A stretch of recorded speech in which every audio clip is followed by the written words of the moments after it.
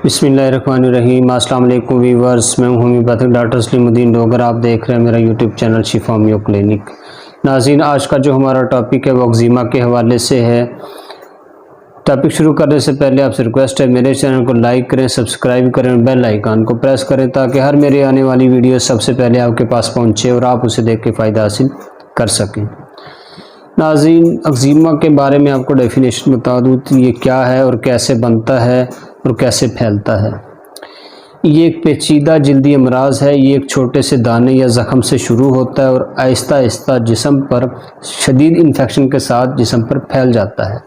ये एक फुंसीनुमा दाना इन्फेक्शन के बाद ज़ख़म बनता है और इसमें पीप बन जाती है। अगर ये सर पर हो तो सर पे पीप की टोपी बन जाती है, बाल आपस में चिपक जाते हैं, उलझ जाते हैं। अगर इसका बर वक्त इलाज इसका ना किया जाए तो ये बढ़ता रहता है और इसको जो है इसका कंट्रोल जो है या इसका इलाज ही इसको बढ़ने से रोक सकता है। ये जिस्म के किसी भी हिस्से पर हो सकता है, बाजुओं पर, टांगों पर, चेहरे पर, कमर पर, गर्दन पर। ये जिस्म के किसी भी हिस्से पर हो सकता है। ये दो किस्म का होता है, एक खुश्क होता है और एक तर होता है। खुश्क में जो है इसकी अलामत है, ये रिंग वर्म टाइप होती है, गोल गोल दाद वगैरह बन जाते हैं, साइडों के किनारे जो उसके सुर्ख होते हैं उस पे अक्सर जो है वो छिलके भी उतरते हैं, सफ़ेद सफ़ेद जो छिलके उतरते रहते हैं। जो तर होता है उसमें छोटे छोटे दाने बनते हैं, उसमें से रेशा निकलता है, चिकनाट वाला रेशा होता है। तो वो रेशा जो दानों से निकलता है वो जहाँ पे भी लगता है तो वहाँ पे भी जो है वो ज़ख़म पैदा करता है, एक्जिमा वहाँ पे भी शुरू हो जाता है और उस पर शदीद ख़ारिश होती है।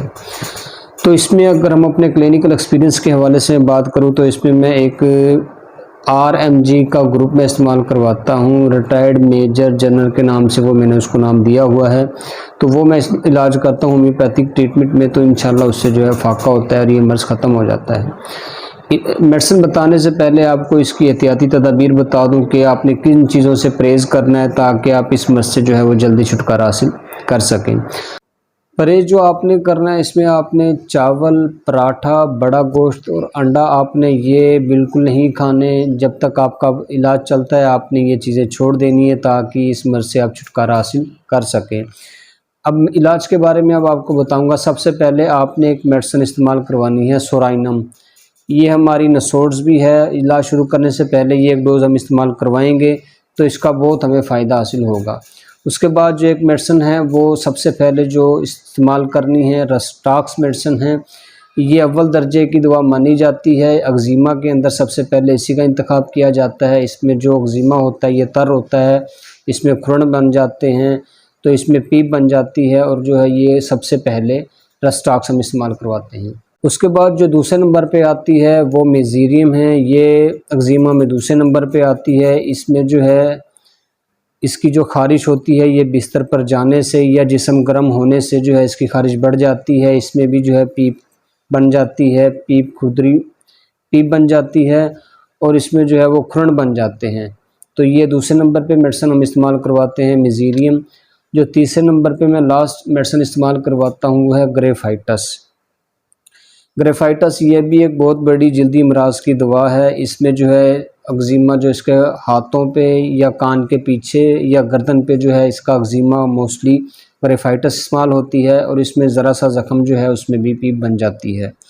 तो नाज़रीन, ये थी 3-4 मेडिसिन जिसका जिक्र मैंने आपके सामने किया। ये आप करीबी होम्योपैथिक स्टोर से आप परचेज़ करके ख़ुद भी इलाज कर सकते हैं। अगर हमसे इलाज करवाना चाहते हैं तो मेरे दिए गए व्हाट्सएप पे आप मुझसे रब्ता कर सकते हैं। तो जी नाज़रीन, आज का टॉपिक इतना ही। इंशाल्लाह नेक्स्ट वीडियो के साथ फिर मिलेंगे। अल्लाह हाफ़िज़।